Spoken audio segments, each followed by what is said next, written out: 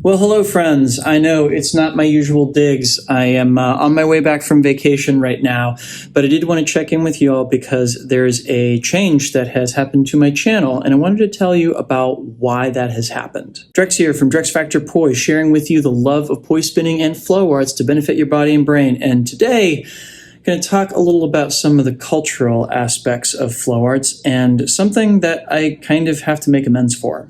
Before we dive in, I just want to give a quick shout out to the friends of the channel. Big thanks to Dark Monk, Flow DNA, Flow Fests, Flow Toys, Juggling Calling, Pyroterra Light Toys, Spinballs, and Ultrapoi for helping to make the videos on this channel possible. You can learn more about all these amazing companies and the work that they're doing to support flow artists like yourself by checking out the links that I've got down in the description of this video. And a special thanks to the first non-business friend of the channel, Johnny Howard. Thanks so much for your support, Johnny. So, I am coming off of a week in which I drove down the east coast of the United States to visit both my brother and my sister, as well as my brother's family, which my two nieces are so precious. They're 2 and 4, and they are adorable and filled with energy, and no, you will not get to see any photographs or videos of them. Why is that? Well, it's because I don't have consent from my brother or his wife to share all of that with you all. And that actually is a great segue to talk about why I'm making this video and what changes there will be to my channel by the time you watch this. So consent is something that has become more and more talked about in the flow arts world, not the least of which because there are lots of people in our world that it turns out that have violated consent in various different ways. And consent can come in many different forms. Sometimes it is that person that demands a hug when you don't want to give one. Sometimes it is that person that wants to get intimate at a time you don't want to. Or sometimes it's that person who's taking a video of you in the fire circle and didn't ask your permission either before or after. Which, yes, clearly guilty, and there is a story here. So, as many of you who've been following my channel for a long time know, this used to be a thing that I would do regularly. I would go to fire festivals, I would go to Burning Man, and I would take videos of the people that I saw there. People that I respected, people that were my friends, people that I wanted more people to know were out there. And of course, in my mind at the time, it was just like, oh, I'm sharing this information with the wider world and, I'm doing people a service, so on and so forth, right? But then two things started to happen. And the first is that over time, it started feeling less and less like something that I wanted to do. Part of this is just that there were more people out there that had cameras. And part of it also, too, was I was finding it was distracting me from being a participant in the event. Being behind a camera in some ways puts a little bit of distance between you and the other people there. And that got to feel more and more uncomfortable after a certain amount of time. In fact, I can remember for the most part, the last few years of going to festivals, I wouldn't take any video at all. And the second is that, quite frankly, I noticed a lot of other people doing it too. Specifically, to me. And over time, this started making me more and more uncomfortable as I was traveling around to various different fire festivals and big events like Burning Man. At a certain point, it seemed like no matter where I turned, there was always a camera there. And very, very clearly with my own actions, I kind of sent a message to a lot of people that this is just how we participate in this culture.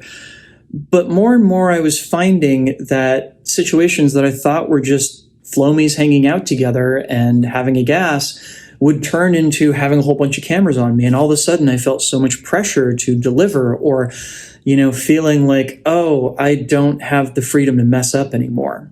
And truth be told, this actually resulted over time in me spinning less and less at these events.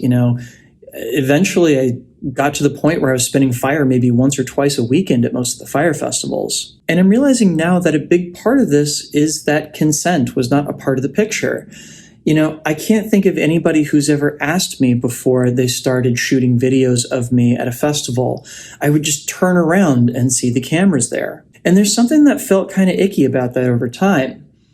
And of course, it's impossible to think about that and not think about the fact that I did that for years and wondering how many people felt really uncomfortable either when they saw me shooting or when a video of themselves would go up on YouTube after the fact and they didn't even know somebody was taking video of them. So as of this morning, I have implemented a change on my channel, and that is All of the videos that I can easily identify that I've taken of other people at festivals and at events like Burning Man are now unlisted on my channel. Now, I've made some allowances for some videos that I know that I did have consent for, or that at least people seem to give me verbal consent for. And, you know, it's impossible to know how many situations there were where somebody gave me verbal consent even though they felt uncomfortable for whatever reason. Maybe they felt like they couldn't say no to me, or just I was catching them at, you know, a moment when they didn't have a chance to think about it or really evaluate how they feel about it. But for the most part, all of those old videos now are set to unlisted,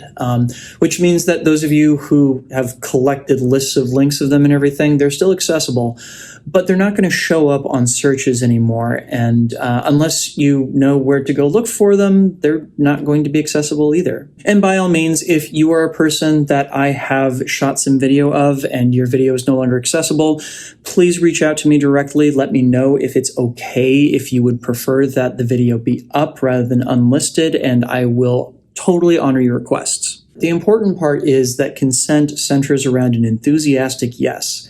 And I didn't have that for most, if not all, of these videos that I shot at festivals. And I should have.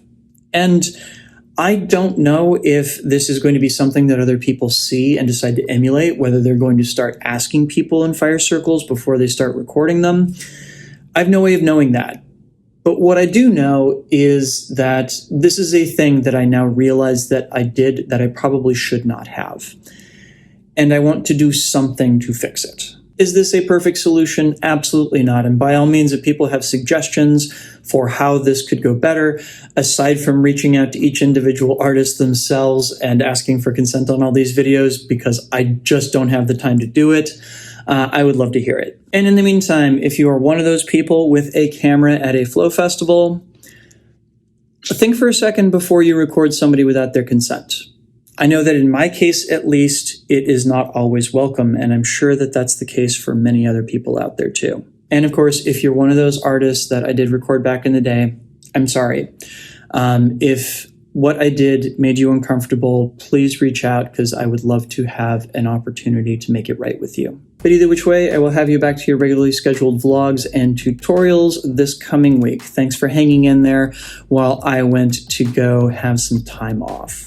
Did you get anything out of this video? Please make sure to like, share, comment, and subscribe, both to help other people find it as well as to help my channel grow. And of course, a huge thank you, because this video would not be possible without the kind contributions of these wonderful folks right here. These are my Flow patrons over on Patreon, and they, along with the wonderful people listed down in the description, help to make this video and all the videos on this channel possible. If you would like to sign up to help me out in my mission to bring poi spinning and flow arts to the wider world and help people connect with their brains and their bodies as creative individuals, you can do so by hanging over to patreon.com/DirexFactorPoi and signing up. There you can get early access to all of my content, as well as a say in what topics I tackle in the future, plus some great extras and behind-the-scenes content as well. So go check it out. Please and thank you. So what do you think? Am I making a mountain out of a molehill? Are there other solutions to this problem? Has this made you think about how you look at consent in the community? Let me know down in the comments. And of course, be sure to check out some other vlogs that I have done. I will include a link to a playlist of them down in the description, as well as up in the cards if you're watching this video on YouTube. Please make sure to get out and get your flow on today, and I will see you with new videos on Wednesday and Friday. Thanks so much for watching. Have a good week. Peace.